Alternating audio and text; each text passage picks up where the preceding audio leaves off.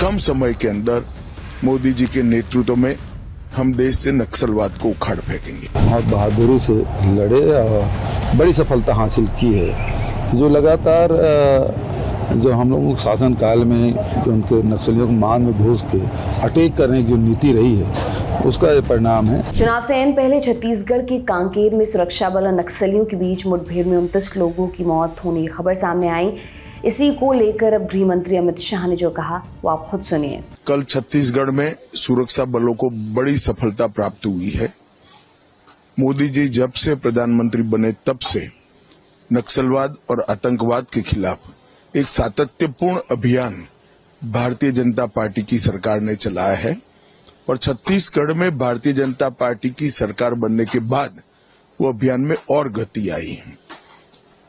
2014 से ही हमने कैंप लगाना शुरू किया था। 19 के बाद कम से कम 250 कैंप लगे और सुरक्षा वैक्यूम को खत्म किया है।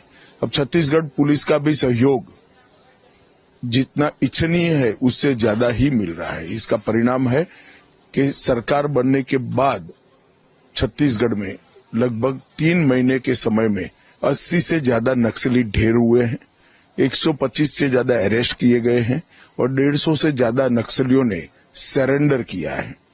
मुझे पूरा विश्वास है कि कॉम्बिनेशन आगे भी चालू रहेगा और बहुत कम समय के अंदर मोदी जी के नेतृत्व में हम देश से नक्सलवाद को उखाड़ फेंकेंगे। शुरुआती खबरों के मुताबिक कांकेर में हुई इस मुठभेड़ में पहले टॉप नक्सली कमांडर समेत 18 लोगों के मारे जाने का दावा किया गया था। बाद में संख्या 29 बताई गई। इंडिया टुडे से जुड़ी सुमी राजप्पन की रिपोर्ट के मुताबिक मुठभेड़ में मारे गए नक्सली कमांडर का नाम शंकर राव बताया गया है। कांकेर की एसपी इंदिरा कल्याण एलिसिला ने इस बारे में बात करते हुए कहा कि शंकर राव 25 लाख रुपए का इनामी नक्सली था। उन्होंने बताया कि इस ऑपरेशन में 29 नक्सली मारे गए हैं। घटना में बीएसएफ के एक इंस्पेक्टर और कांकेर पुलिस के एक कांस्टेबल भी घायल हुए हैं।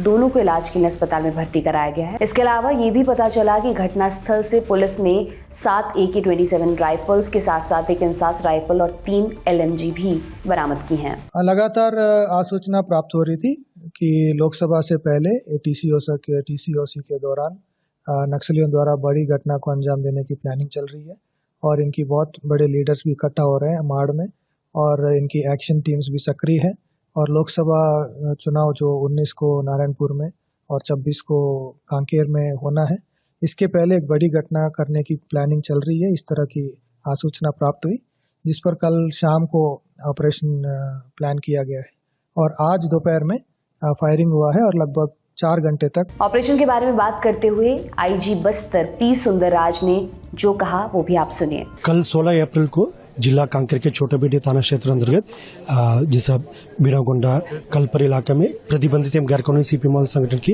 नॉर्थ बस्तर डिवीजन, उस इलाके में आमतौर पर मार्ड डिवीजन का भी कैडर्स का उपस्थिति मिलते हैं। इन सब आसूचना के आधार पर पार्टी रवाना की गए थे।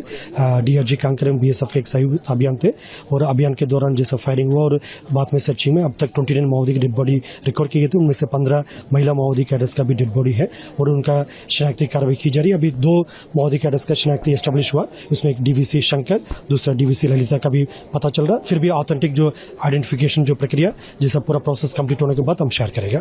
सर यूनिट कोई स्पेसिफिक यूनिट नक्सल की कोई नॉर्थ बस्तर डिवीजन के माओवादी कैडर को होने की पूरा संभावना है। जैसे ये दोनों DVC भी नॉर्थ बस्तर डिवीजन के ही है और जैसा शिनाख्ती पर जो पंचनामा और बाकी जो स्पॉटर्स है आइडेंटिफिकेशन कंप्लीट हो जाएगा, हम और डिटेल्स हम जानकारी शेयर कर पाएगा।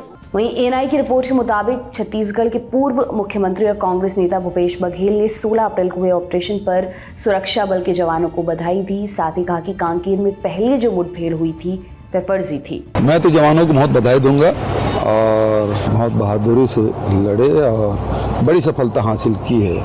जो लगातार जो हम लोगों के शासन काल में जो उनके नक्सलियों को मान में घुस के अटैक करने की जो नीति रही है, उसका ये परिणाम है। इसके पहले जो हुआ, जो बताया है वो नक्सली नहीं थे, उसको मारा गया। एक कांकेर में ही हुआ है, उसके परिवार के लोग आए थे, उनके पास आधार कार्ड सब है और कितने उदाहरण चाहिए उनको फर्जी मुठभेड़ के, रमन सिंह के कार्यकाल के और अभी के भी। इलाक दे देंगे, उसमें क्या है। गिरफ्तारियां भी हुई, फर्जी मुठभेड़ भी हुआ। और बड़ी बात यह है कि रमन सिंह के 15 साल के कार्यकाल में लगातार ऐसा कोई सत्र नहीं जाता था जिसमें स्थगन और ध्यानाकर्षण नहीं लगता था। पहली बार पिछले 5 साल में नक्सली के बारे में एक भी न स्थगन लाए न ध्यानाकर्षण लाए लोग 5 साल में। इससे बड़ा प्रमाण क्या होगा? नहीं तो कोई भी नेता की पत्रकार वार्ता होती थी सबसे पहले नक्सली समस्या की चर्चा होती थी, लेकिन उसके 5 साल में वो आखिरी में सवाल पूछते थे नक्सलियों के बारे में। हमने इतना पीछे धकेल दिया था। नक्सलियों से सुरक्षा बलों की मुठभेड़ ऐसे समय पर हुई है जब बस्तर में लोकसभा चुनाव 2024 के मतदान की तैयारियां चल रही हैं। दूसरे चरण के तहत कांकेर क्षेत्र में 26 अप्रैल को वोटिंग होनी है। कांकेर बस्तर संभाग का हिस्सा है जहां 19 अप्रैल को पहले चरण का मतदान होगा। इससे पहले बीती 1 अप्रैल की रात को बीजापुर जिले के थाना गंगालूर क्षेत्र में सुरक्षा बलों की एक संयुक्त टीम ने बड़ा सर्च ऑपरेशन चलाया था। कुछ घंटे बाद 2 अप्रैल की सुबह करीब 6 बजे कोटचोली के जंगलों में जब सुरक्षा बल पहुंचे तो नक्सलियों से उनकी मुठभेड़ हो गई। इसमें 9 नक्सली मारे गए और कई घायल हुए थे। गोलीबारी में किसी सुरक्षाकर्मी के घायल होने की सूचना नहीं आई थी। ये तमाम जानकारी आपके लिए इकट्ठा करने में मेरी मदद की है मेरे साथी प्रशांत ने। मैं हूं दिव्यांशी सुमराव। देखते रहिए दी लल्लन टॉप।